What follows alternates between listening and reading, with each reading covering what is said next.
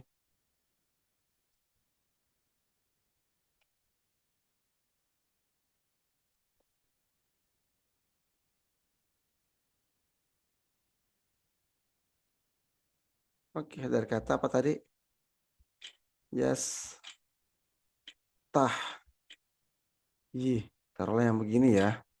Nah, ini uniknya kamusnya kalau ah, istah ya. Oke, mohon maaf ada lewat iklan. Nah, istah. Nah, tinggal kita lihat nih dari kata apa? Dari kata istahya, yastahyi, istihyaan.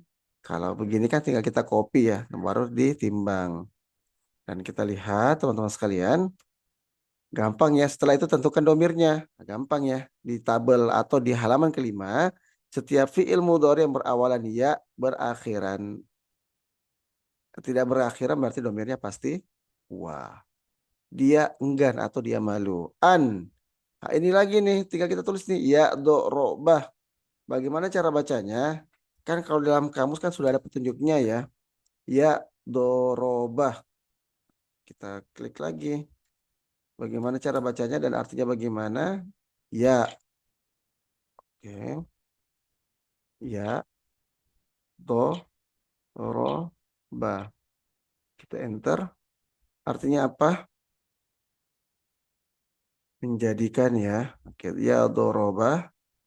Nah, tinggal dorobah. Nah, dorobah ya doribu dan lengkap. Oke.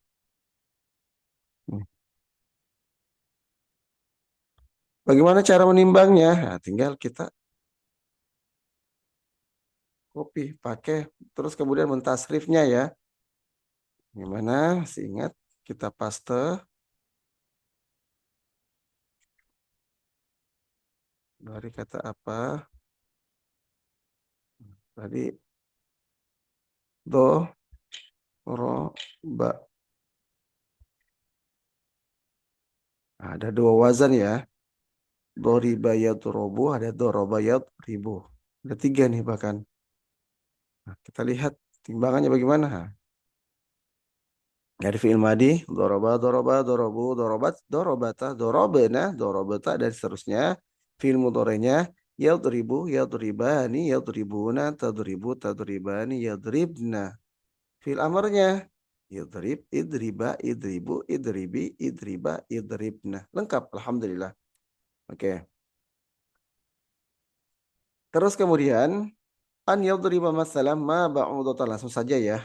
Karena ini pertemuan terakhir, nanti insya Allah di jilid 2 baru akan kita post lagi. فأم فما فوقها فأما الذين آمنوا فيعلمون أنه الحق من ربهم وأما الذين كفروا فيقولون ماذا أراد الله بهذا مثلا يضل به كثيرا ويهدي به كثيرا وما يضل به إلا الفاسقين. Kita lihat kaidahnya dulu. Yang berubah harokat ujungnya itu ada dua. Satu isim selain doi musyarraf. Benar ya, seperti tadi teorinya yang ada di teori halaman 1. Yang kedua fi'il mudhari yang ada di teori halaman ke-6 yang akan dijelaskan di kelas jilid 2 selama 15 jam insya Allah. Oke, begitu saja teman-teman sekalian. Kalau kita terjemahkan, sesungguhnya Allah tidaklah enggan atau malu hendak membuat perumpamaan seperti seekor nyamuk. Fama fauqoha ataupun maka atau lebih besar atau lebih kecil daripadanya. Maksudnya apa? Ya terserah Allah ya. mau berikan lebih besar daripada nyamuk seperti lalat mungkin, atau lebih kecil daripada nyamuk nyamuk seperti apa ya, binatang yang lebih kecil daripada nyamuk ya.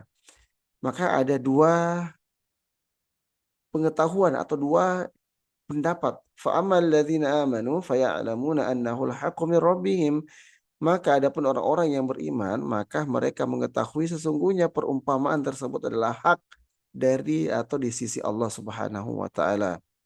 Yang kedua, wa ammal ladzina kafaru, maka adapun orang-orang yang kafir atau mereka kafir, maka mereka mengatakan atau mereka berkata atau mereka protes. Madza aradallahu bihadza masala?